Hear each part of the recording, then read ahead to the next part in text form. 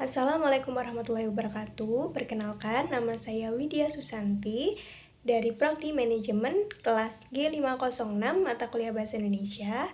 Di sini saya akan menjelaskan tentang materi bab 1 yaitu tentang sejarah, fungsi, dan kedudukan bahasa Indonesia.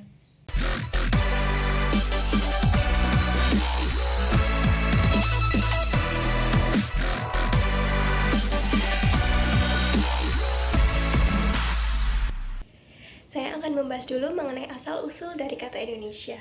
Nah, asal-usul dari kata Indonesia ini berawal dari James Richardson Logan yang dikenal sebagai seorang advokat yang dimana pada tahun 1847 ia menerbitkan sebuah jurnal yang berjudul Of the Indian Archipelago and Eastern Asia.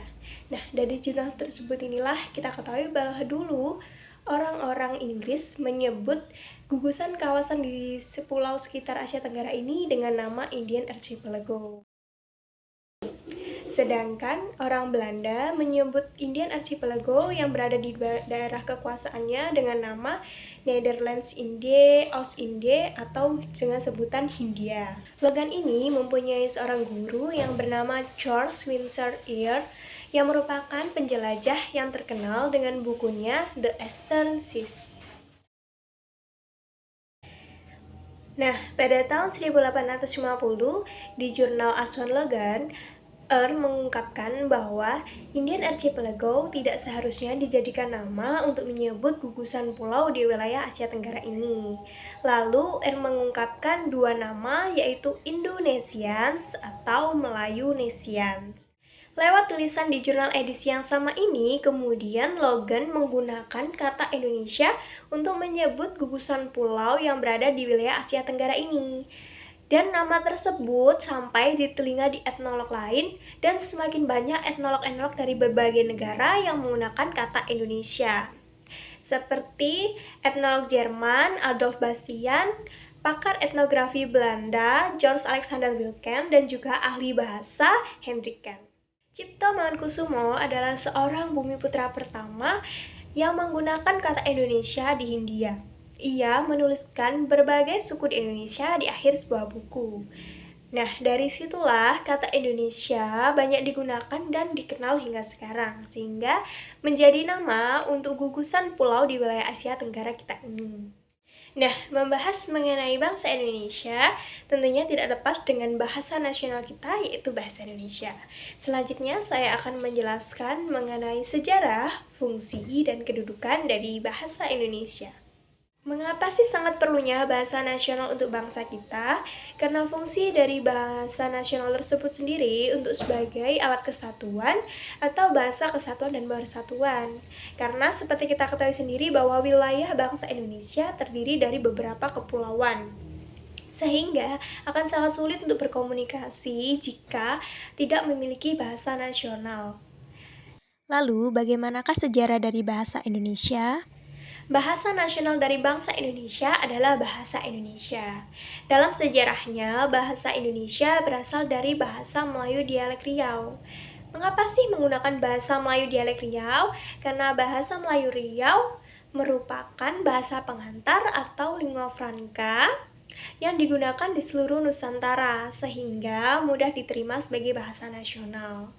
Dan juga bahasa Melayu Riau sederhana baik bentuk maupun susunannya, mudah menyesuaikan dengan bahasa pendatang dan tidak mengenal tingkatan bahasa. Bahasa Melayu Riau ini berkembang dengan pesat sehingga digunakan di seluruh Nusantara. Nah, dalam perkembangannya, bahasa Indonesia ini sendiri banyak dipengaruhi oleh bahasa daerah dan juga bahasa asing. Terlihat dari adanya kosakata serapan. Bahasa daerah yang cukup banyak mempengaruhi dari bahasa Indonesia ini sendiri adalah bahasa Jawa dan bahasa Sunda. Dan juga bahasa asing seperti bahasa Inggris, bahasa Arab, dan bahasa Sanskerta juga turut mempengaruhi dari adanya bahasa Indonesia ini.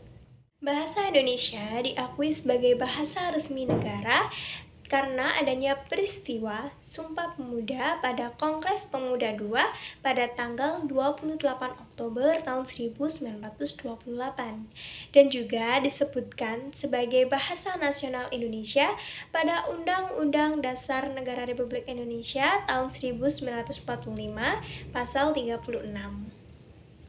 Selanjutnya, saya akan membahas tentang fungsi bahasa Indonesia.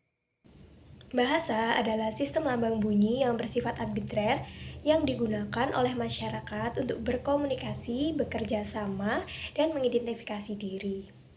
Lalu apa sih arti bahasa yang bersifat arbitrer itu? Arbitrer artinya adalah mana suka, yang berarti tidak terdapat suatu keharusan bahwa suatu rangkaian bunyi tertentu harus mengandung arti yang tertentu pula. Contohnya yaitu seperti realitas kata gajah yang merupakan hewan besar berkaki 4 dan memiliki belalai serta gading, yang dilambangkan dengan bunyi GAJAH atau gajah. Tentunya dari kata ini tidak ada hubungannya antara lambang bunyi gajah dengan realitas yang dilambangkan. Nah, lalu mengapa bisa hewan besar berkaki 4 dan memiliki belalai serta gading ini dilambangkan dengan kata gajah? Itu adalah hasil dari konvensi atau kesepakatan, yang merupakan kesepakatan masyarakat atau nenek moyang kita yang menyebut hewan tersebut dengan kata GAJAH atau yang seperti kita baca dengan kata gajah. Nah, sebagai suatu sistem, bahasa memiliki aturan atau kaidah dan pola tertentu, tata bunyi, kata kalimat, dan wacana. Jika aturan dan pola-pola tersebut dilanggar, maka dapat menyebabkan komunikasi akan terganggu. Sehingga, kita juga harus mempelajari tentang aturan atau kaidah dalam berbahasa Indonesia. Dalam bermasyarakat, bahasa memiliki 3 fungsi, yaitu fungsi sosial, fungsi kultural, dan fungsi penalaran.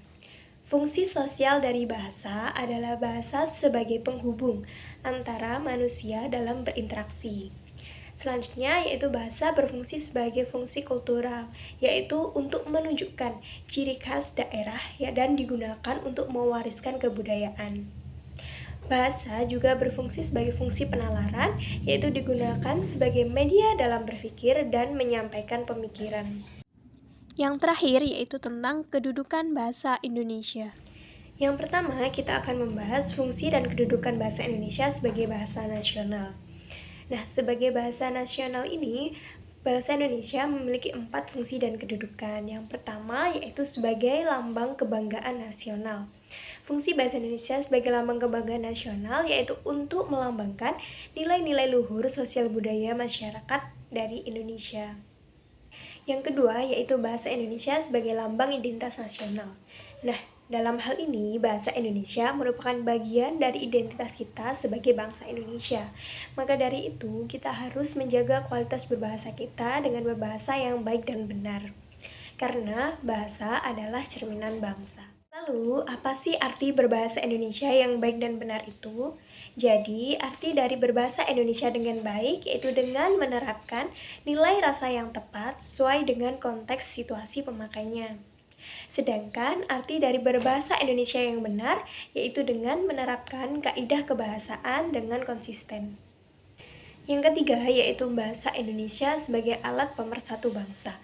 Artinya yaitu dengan adanya bangsa Indonesia ini dapat mempersatukan keanekaragaman sosial budaya di Indonesia. Sehingga dengan adanya bahasa nasional menjadi tidak adanya intimidasi suku dengan suku yang lainnya. Yang keempat yaitu bahasa Indonesia sebagai alat penghubung budaya daerah.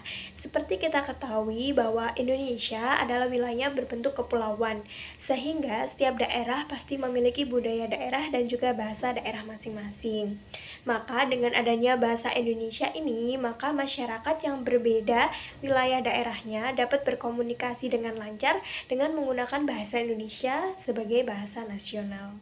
Selanjutnya yaitu fungsi dan kedudukan bahasa Indonesia sebagai bahasa resmi negara. Sebagai bahasa resmi negara, bahasa Indonesia memiliki 4 fungsi dan kedudukan. Yang pertama yaitu bahasa Indonesia sebagai bahasa resmi kenegaraan yang digunakan dalam acara pidato atau acara resmi kenegaraan. Yang kedua, bahasa Indonesia sebagai bahasa pengantar di lembaga pendidikan. Lalu, bahasa Indonesia juga sebagai bahasa resmi dalam perhubungan tingkat nasional untuk pembangunan dan pemerintahan. Lalu yang terakhir, bahasa Indonesia digunakan dalam penyebaran arus informasi dalam masyarakat. Demikianlah penjelasan yang dapat saya sampaikan tentang sejarah, fungsi, dan kedudukan bahasa Indonesia. Kurang lebihnya saya mohon maaf. Wassalamualaikum warahmatullahi wabarakatuh.